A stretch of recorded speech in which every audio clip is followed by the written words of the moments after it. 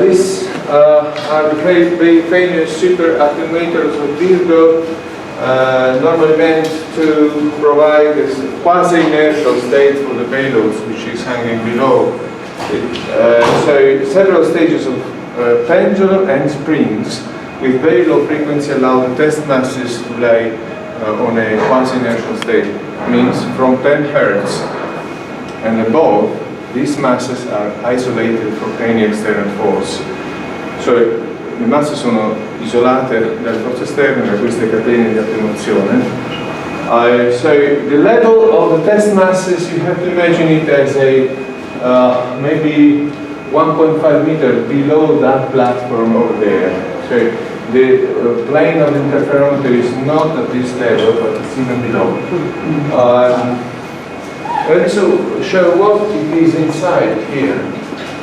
This is the central building area. It means we have into this building this square here. All this is here. Also this. Sorry. So this part is here. Then we have 3 kilometers away, and the test masses at the end. You have seen a second pipe outside, a very short 144 meter long pipe. This is a triangular cavity, which is meant to clean up the beam from higher order modes of the laser, because we want something very symmetric inside the cavities, because that is provides the maximum coupling to the gravitational waves. Angular motions are a disturbance for such a machine. Not only angular motions of the mirrors, but also angular motions of the beam, or higher order modes of the beam.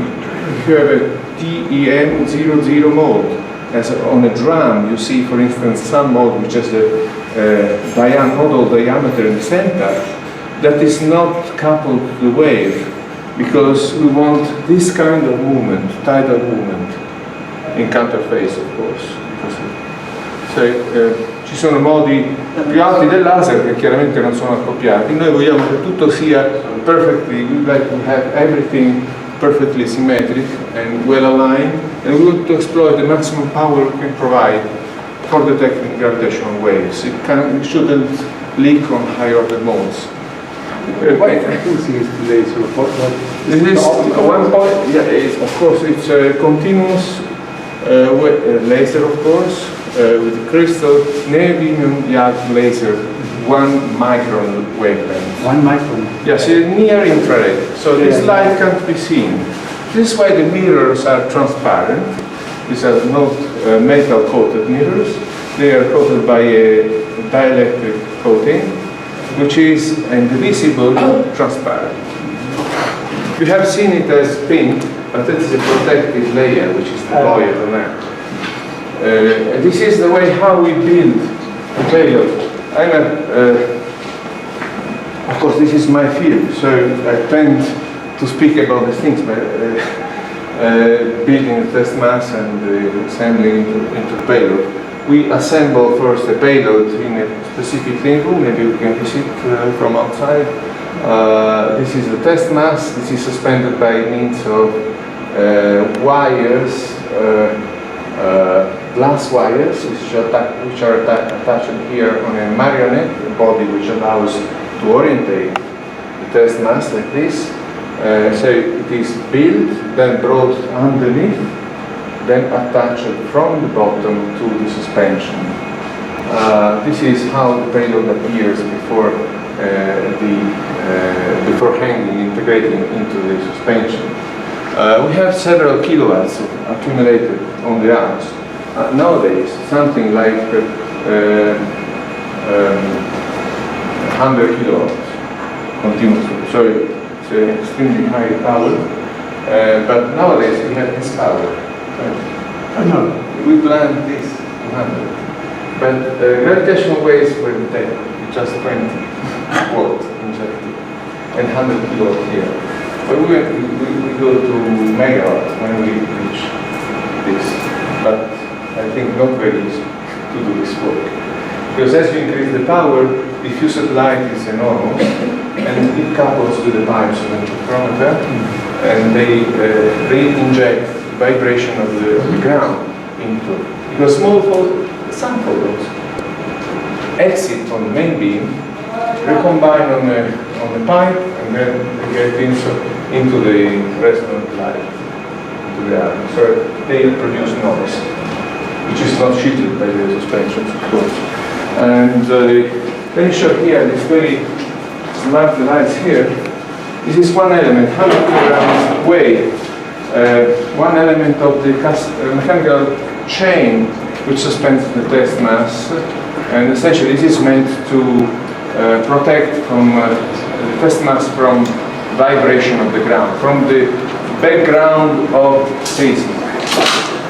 You see one wire here, I don't see the other one, there should be another wire coming down from here. These wires are not the same. In the middle there are the blades, you see?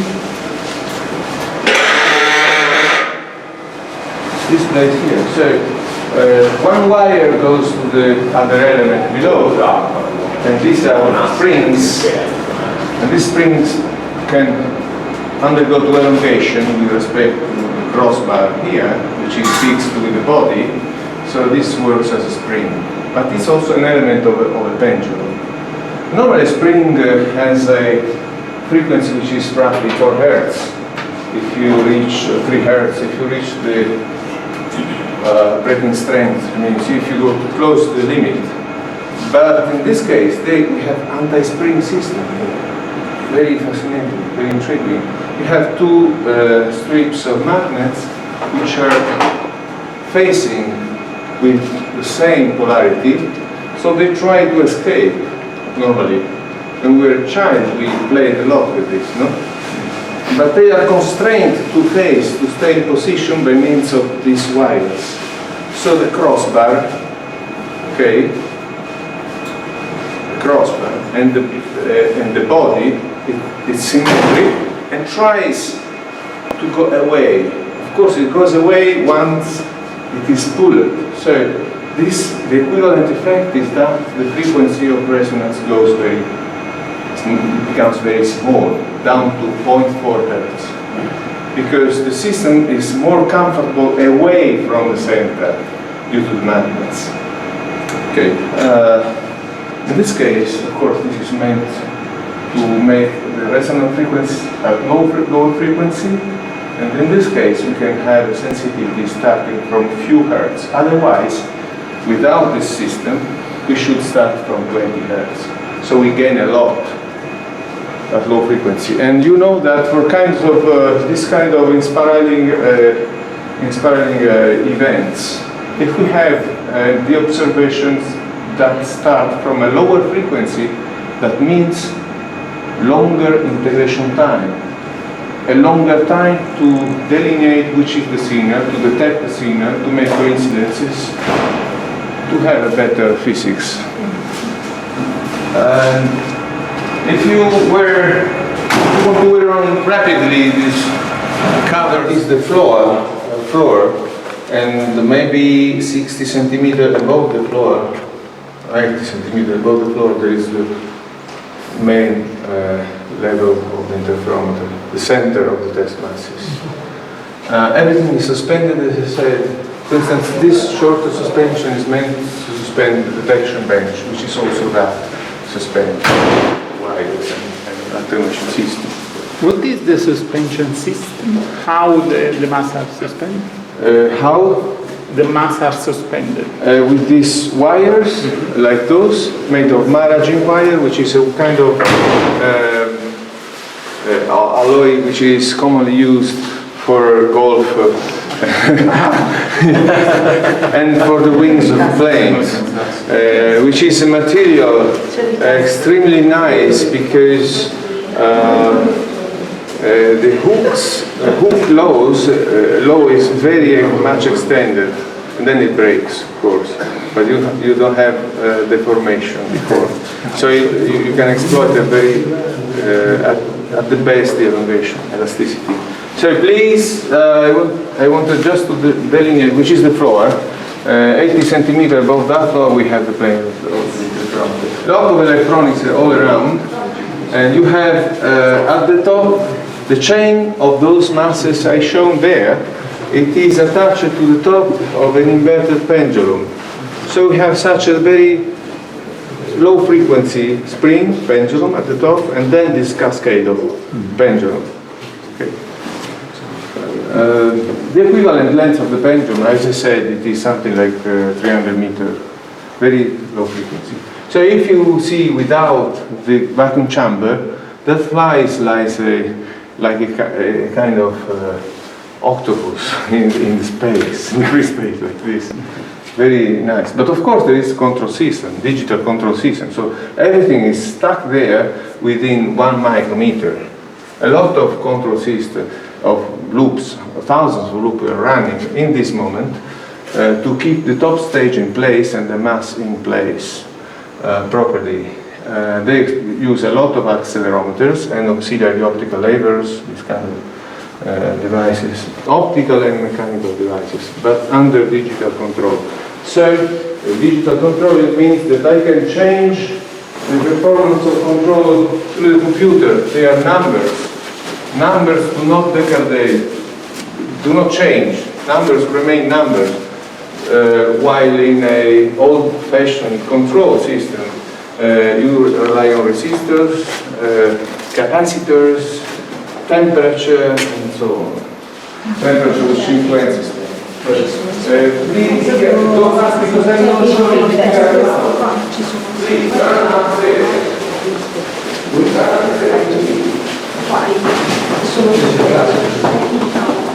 September, we were having, this was our first meeting room. This was meeting room at the time. Impressive. And we were having a daily meeting at 3 p.m. as usual, 2 p.m. something. And meanwhile we were informed by radio, which was saying that in US there was a crash, the attack on Twin Towers. Yeah, we were here, I remember. So I learned about easy at that time. So, Carmina, come here please. You can take a picture. Picture is good. So fortunately we see that the maintenance is still going on. There is people there. So please take a picture here. Of course there is a laser hazard, but that means so safety, accomplishment of safety rules, because the laser is of course in the enclosure, so there is no danger at all for people. If the laser comes out, it means that something extremely heavy happened here. And then, you see, this whispering is the liquid nitrogen refilling of the cryotraps, which are located in several places. For instance, here at the level of the detection and also at the level of the injection. Cryotraps are very important, so even though we have ultra-high vacuum implementation on the pipe, we have some residual gas which might spoil the surface of this mirror. We have seen our kind of dressing during the assembly of the payloads. We are protecting the mirrors, not ourselves. It's not like nuclear physics. It's the opposite. Because the skin, which is the organ we change continuously, produces a very small particulate dust in danger. Whereas the gas, water in the vacuum, water molecules don't have to go on the mirror. So they might go. This is why you have cryotraps to protect those molecules. Yeah, to protect the mirror. So they are there at the starting point of the pipe, because that is that mass, into that mass, that one, that suspension. Then next to that, you see some piping there, which is a big cryotrap. But it's very large. It's 1.2 meter diameter vacuum pipe. It's the largest vacuum system in Europe. It's a higher vacuum than the LHC tunnel. This is qualified as ultra-high vacuum level. I think it's not level. But I don't know the component. When they say this,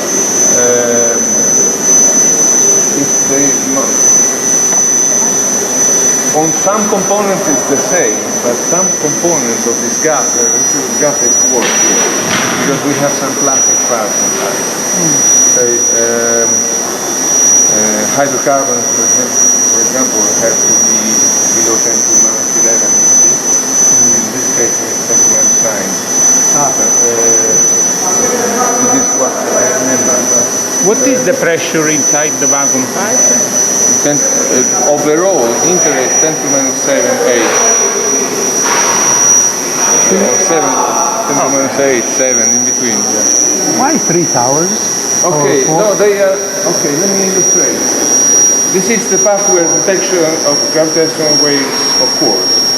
The detection bench and surrounded by other benches on the floor. But at the center of the room, from here, you see the beam splitter tower. Okay. Okay. The beam is split there in 2 arms. One goes towards the north direction, mountains, and the other west, towards the sea. And you see, if you come here, the west into tower, which is beyond the beam splitter. Okay. And that tower is interesting.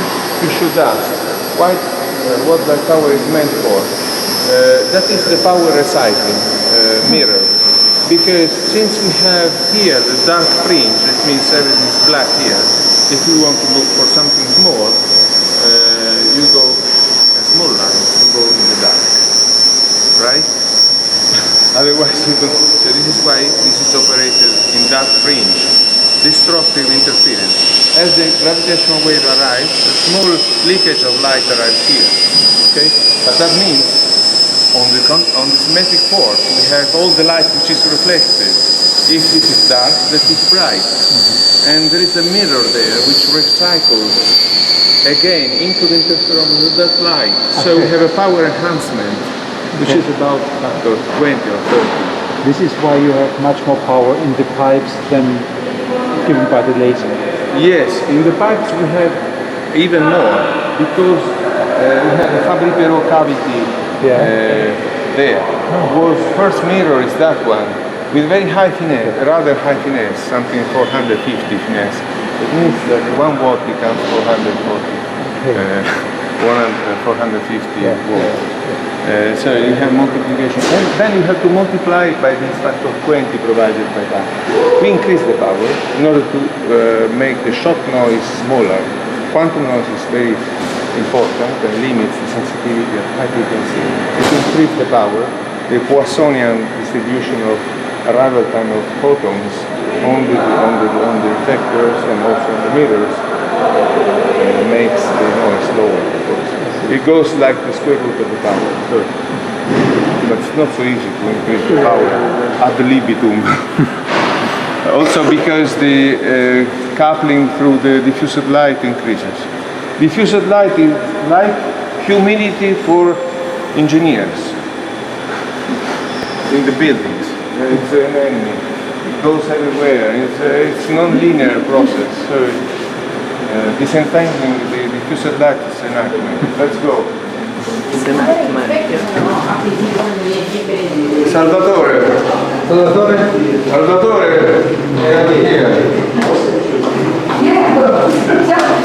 maybe here you can see. No, you cannot see. So you see, each suspension element has a wire which connects the floating body to the next external body of the next element. So each one acts as a mass, but also as a spring. So in a way you could say this is the most quiet place on Earth. The Mars being down there, isn't it? Maybe, yes. At that frequency. At that frequency, yeah. At 10 hertz probably that is the quietest in the world.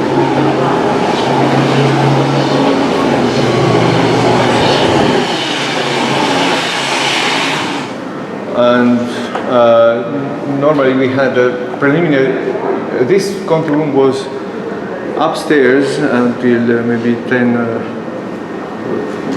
years, 12 years ago.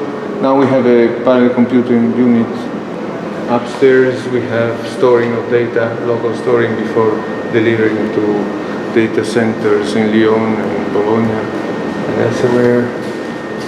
So upstairs we have essentially offices of people dedicated to software and maintenance of the position pipes, data position pipes and so on. What is the data flux you generate? That's an important question. I don't have the recent number, but I have seen. It's a throughput. It's not dramatic, but it's 1/10 of a high energy physics. 1/10. This is like it's significant. It's significant, but roughly it should be that order. But in fact, if we go towards the third generation detectors, that would be definitely science from that point of view. How many events are expected? We observed and published more than 11 events, and we have a given number of events which are under study, which have to be published, taken during this run.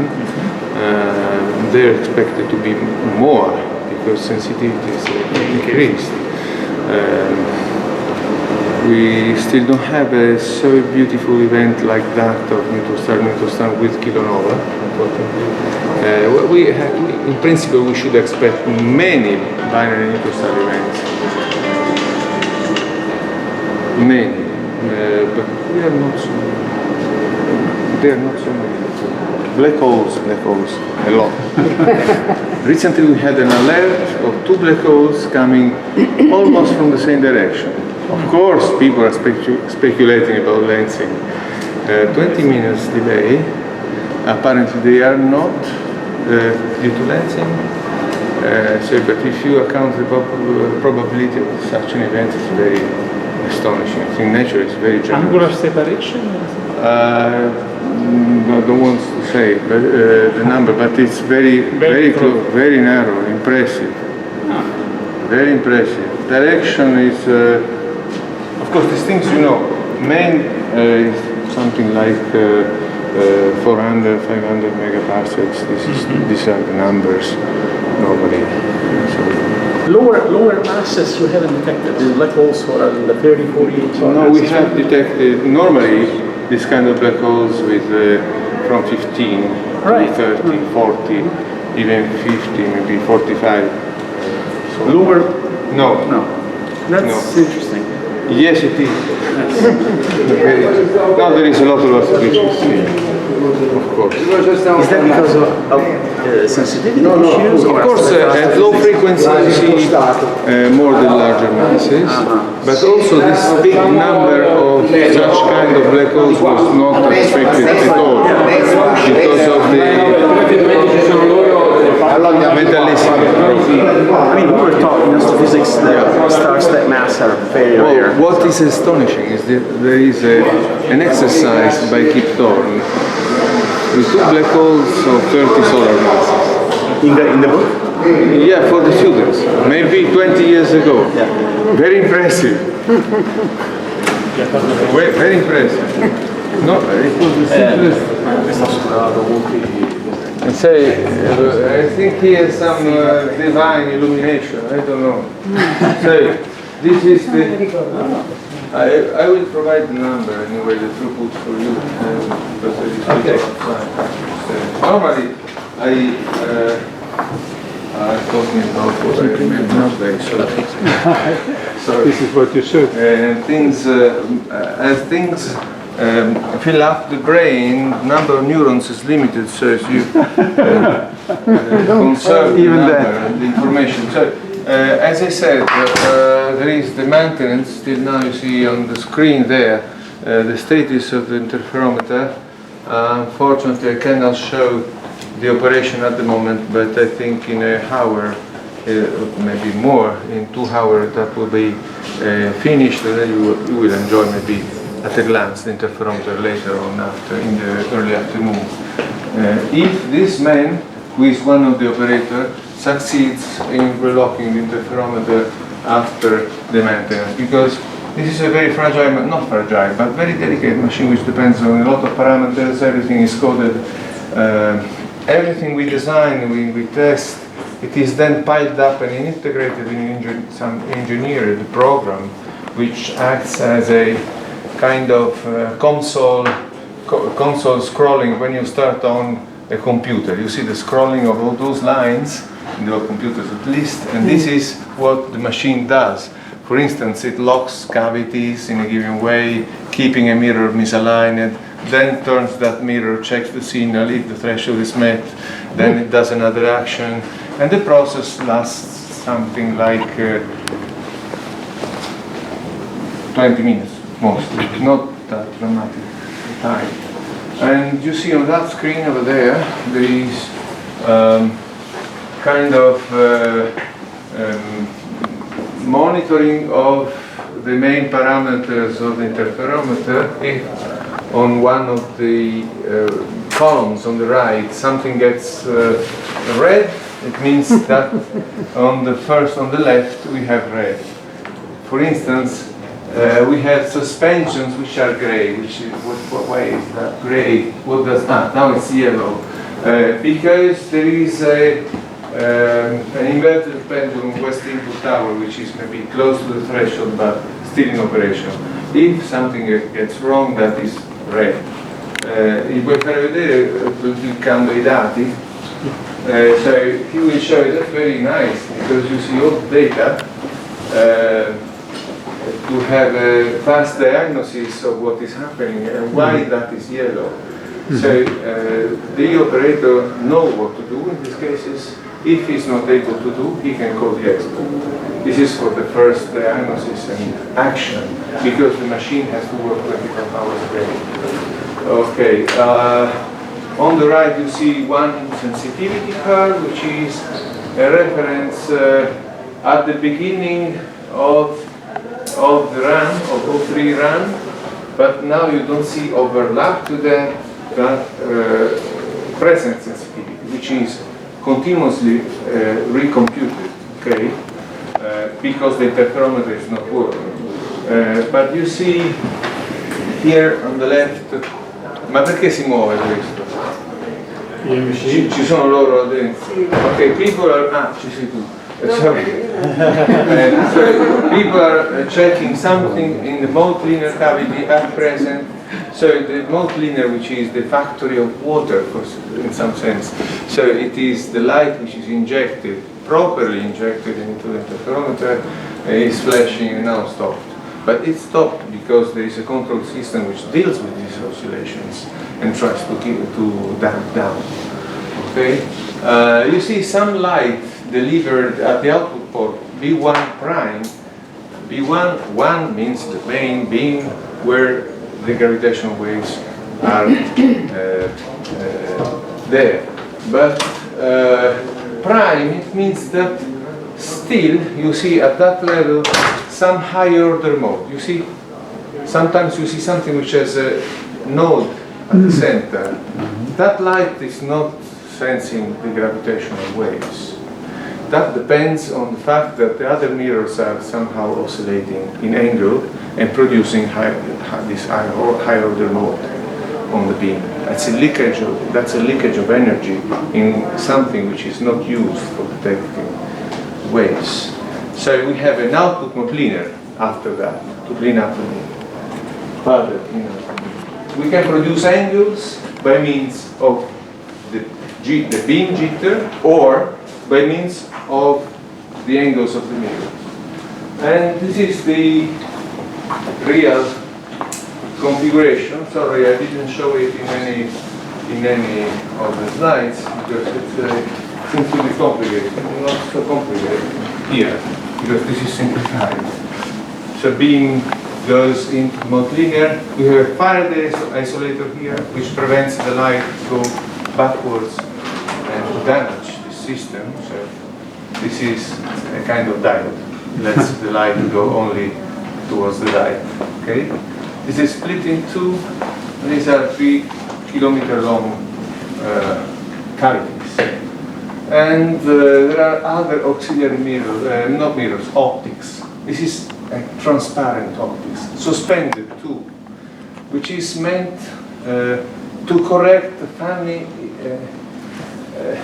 but very nasty effects, because these mirrors somehow absorb a few parts per million of the power, and that produces a small lensing.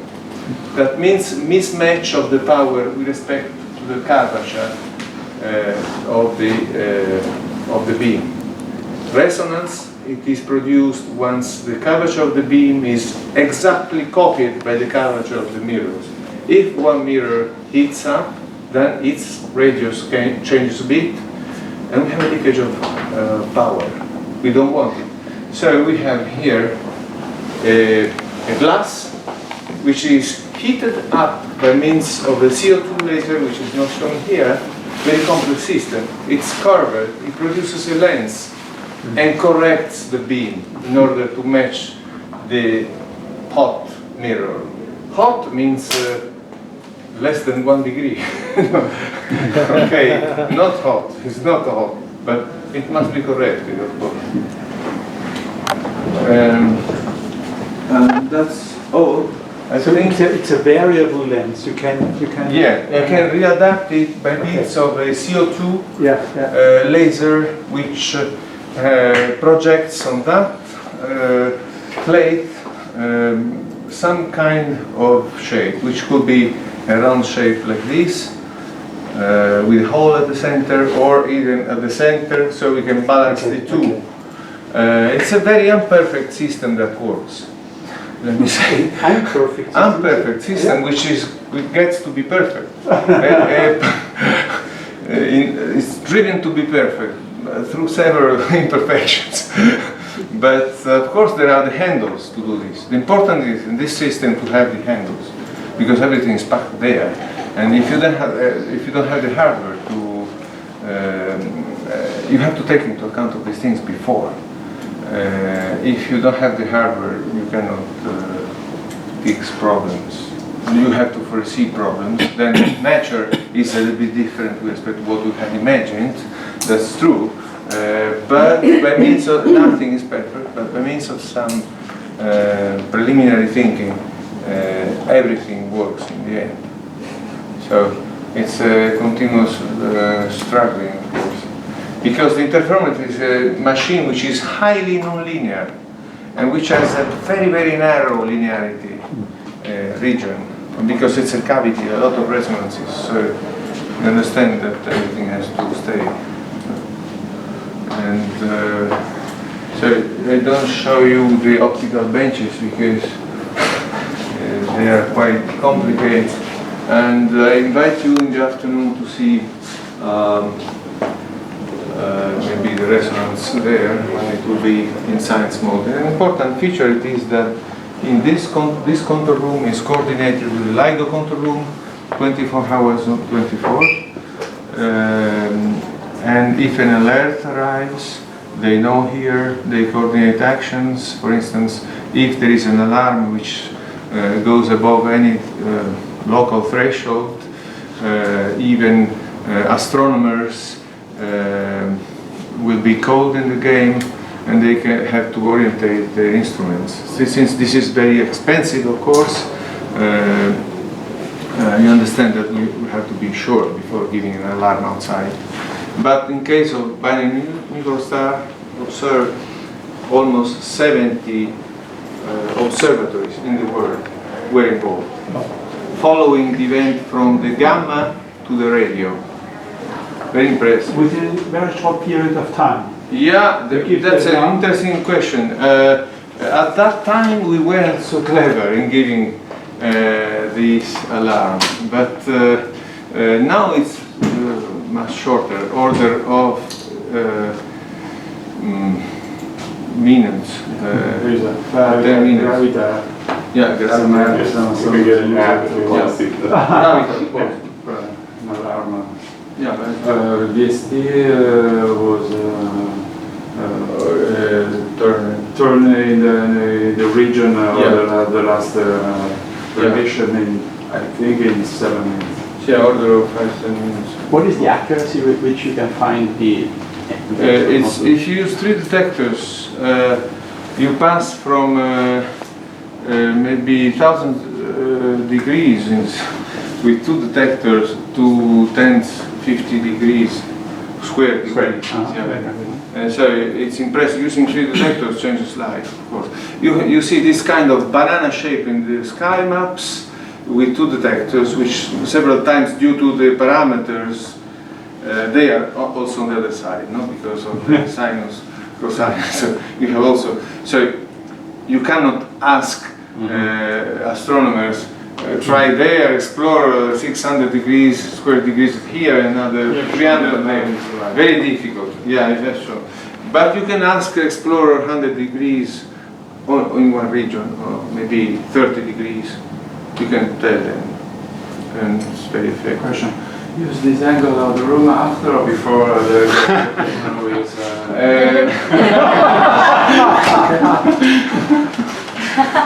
no response.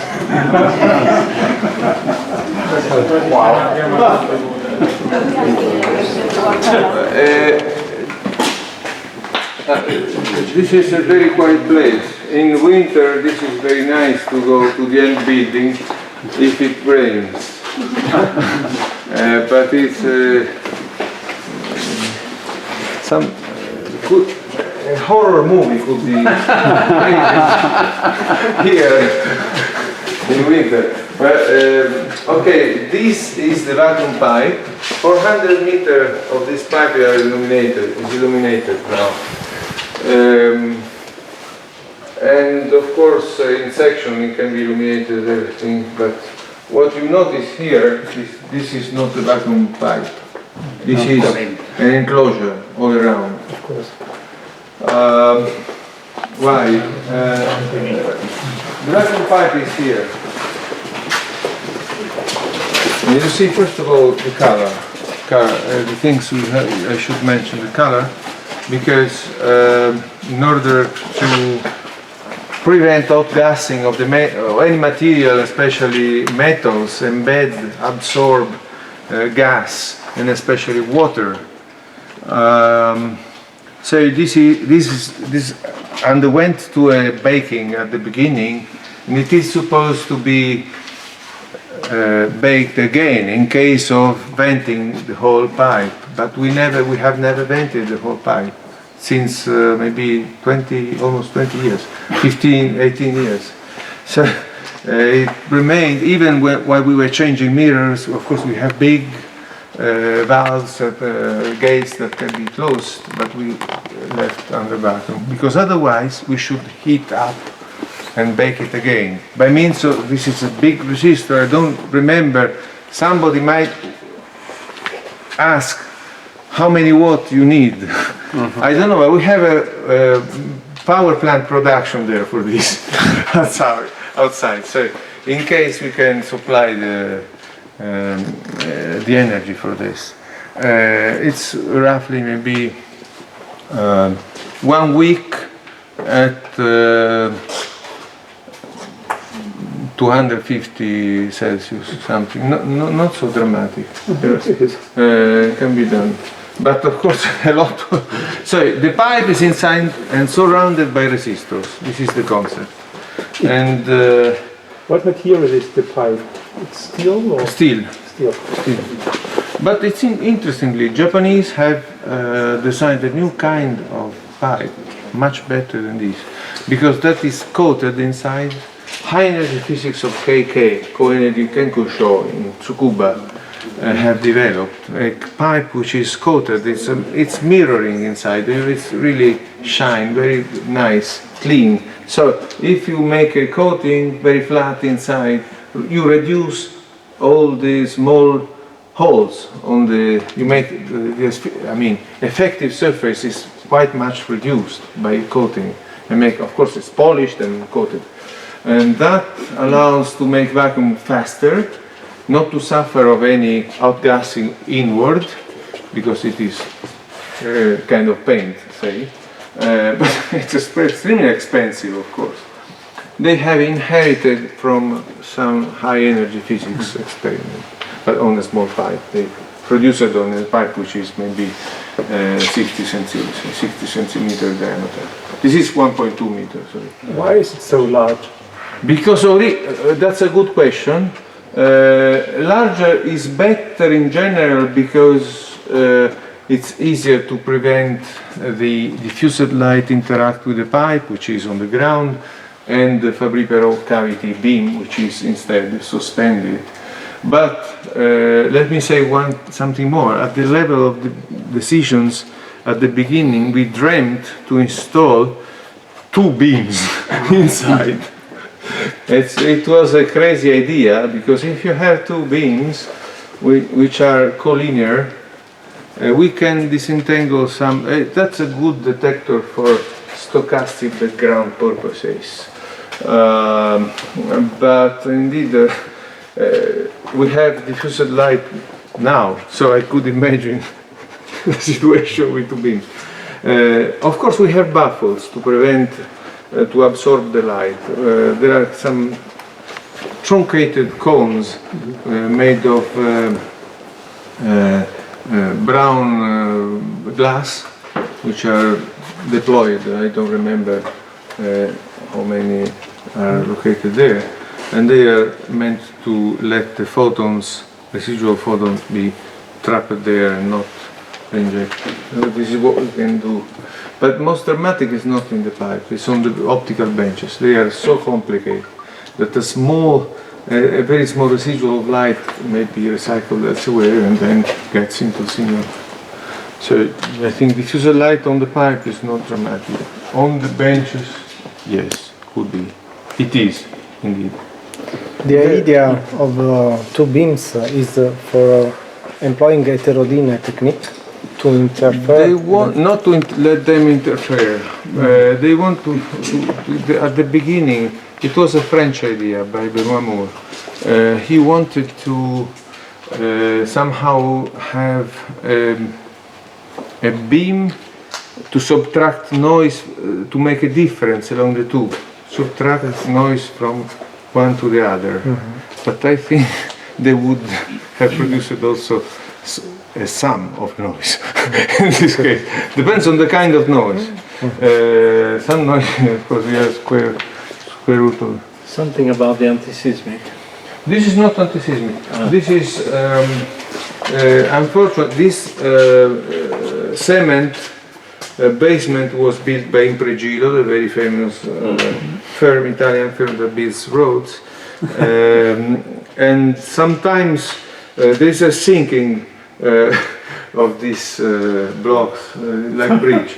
Very slow, because we are in Pisa. Exactly, we have experience with that. But there are pillars, a long shaft that go into the soil by maybe even in some case 50 meters. But they don't meet anything solid. They keep through the friction on the walls. So the longer, the more friction, the more. But somehow you still have some thinking. But anyway, there is a group of geometry of the side at the site which take care of these things of metrology. So they check, like in high energy physics experiment. There is a group of metrology. I was impressed. They made the single site with the modern Leica theodolite, single site view to 3 kilometers. Wow. With a new robot by Leica. Very impressive. Of course, they had to close all the entrances because even the fluctuation of air refractive index, produce a small jitter, and it can be done. I mean, even very precise measurement on the ground. So, building these devices is, I think, a chance also to develop infrastructures with very demanding performance, I think. So this is meant just to adjust. They make a measurement, make a line, and they check if something moves. They can compensate with some martinetto. I don't know. Hydraulic jack. Hydraulic jack. Hydraulic jack. Yes. So there are a lot. But not hydraulic. This is, I think. This is a screw. This is really very elementary, isn't it? Yeah. Give me the few degrees, sir. Steady hand.